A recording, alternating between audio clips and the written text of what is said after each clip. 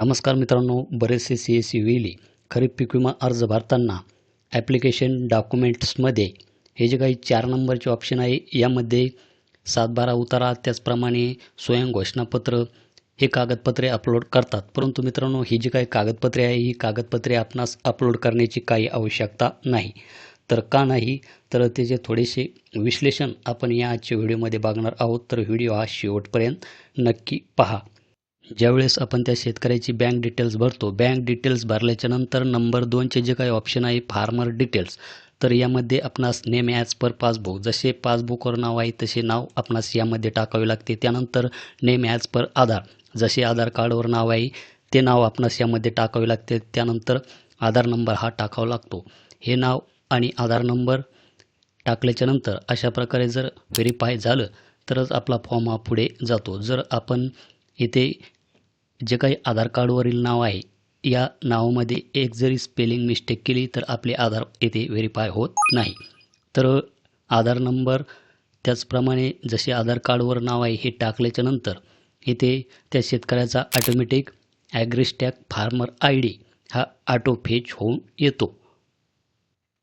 तर ॲग्रीस्टॅक ही सरकारची एक डिजिटल इकोसिस्टम आहे जिथे शेतकऱ्याचा आधार, मोबाईल नंबर आणि जमिनीचे रेकॉर्ड्स एकमेकांशी लिंक केलेला आहेत.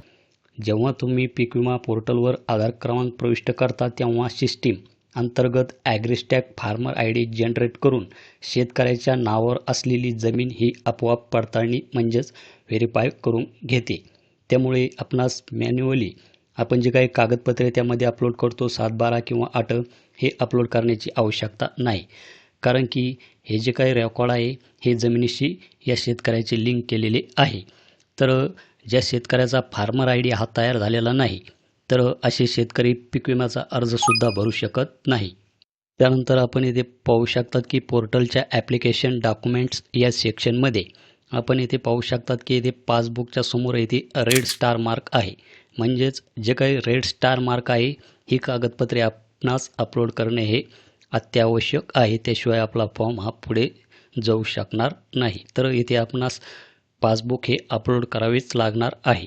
त्यानंतर आपण इथे पाहू शकतात की इथे लँड रेकॉर्डमध्ये इथे रेड स्टार मार्क नाही, म्हणजेच आपणास इथे 7/12 उतारा किंवा 8 अपलोड करण्याची आवश्यकता नाही. बरेचसे CSE वेली काय करतात, त्या शेतकऱ्याचे जेवढे काही 7/12 असतील तर तेवढीची एक कंबाईन PDF फाईल करतात. त्याचप्रमाणे 7/12 असो किंवा 8 असो याची एक कंबाईन PDF फाईल करतात. तर यामुळे काय होतं, आपला वेळ हा वायाला जातो आणि ती कागदपत्रे यामध्ये ते अपलोड करतात. त्याचप्रमाणे काही वेळी इथे सोविंग सर्टिफिकेट, ज्यास की आपण स्वयं घोषणापत्र असे म्हणतो. तर हे जे काही स्वयं घोषणापत्र आहे येथे पण आपण पाहू शकतात की येथे पण रेड स्टार मार्क नाही.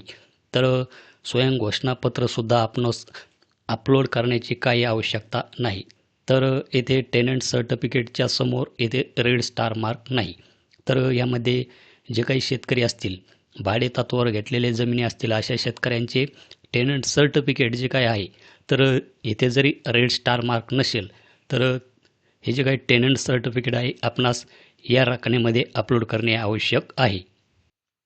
त्याचप्रमाणे एखाद्या शेतकऱ्याचं जर सामायिक क्षेत्र असेल तर त्या सामायिक क्षेत्रामध्ये ज्या ज्या शेतकऱ्याची नावे असतील तर आपणास काय करायचे आहे, येथे टेनंट सर्टिफिकेटमध्येच जे काही सर्टिफिकेट आहे म्हणजेच कोणते, त्याला आपण सहमतीपत्र असे म्हणू. तर स्क्रीनवर आपण इथे पाहू शकतात की अशा प्रकारचे जे काही सहमतीपत्र आहे तर हे सहमतीपत्र आपणास या रकान्यामध्ये अपलोड करून घ्यायचे आहे. टेनंट सर्टिफिकेट या रकान्यात ते आपण अपलोड करून घेऊ शकता.